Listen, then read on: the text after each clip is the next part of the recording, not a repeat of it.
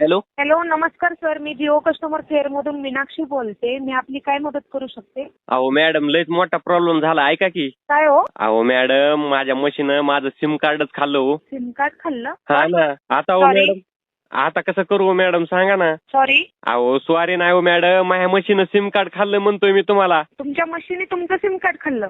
हा ना. मग तुमच्या मशीने सिम कार्ड खाल्लं तर मी काय करू? मग तुम्ही नवीन घ्या ना. आहे तोच नंबर राहू द्या. तुम्ही नवीन सिम कार्ड घ्या. अहो पण मॅडम, त्याच्यामध्ये मी अनलिमिटेड बॅलन्स टाकलं होतं ना. हा का? मग तुम्ही हे का नाही, अनलिमिट असू द्या आणि बॅलन्स कुठेही जात नाही तुमचा. तुम्ही कोणत्याही हे का नाही कस्टमर किंवा मोबाईलच्या शॉपीमध्ये जावा आणि तुम्ही नवीन सिम बनवून घ्या. तुमचं आहे त्या नंबरचं. तुमचा बॅलन्स कुठेही जाणार नाही सर.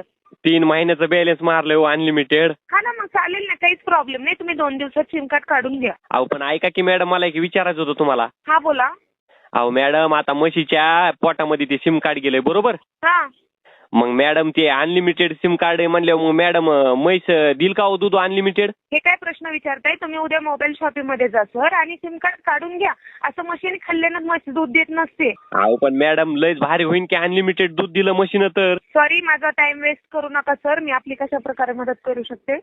अहो मदत नाही, हेच सांगा ना तुम्ही, अनलिमिटेड दूध देईल का म्हैस? सर, तुम्ही आज किंवा उद्या तुम्ही जवळच्या आसपासच्या मोबाईल शॉपीमध्ये जा.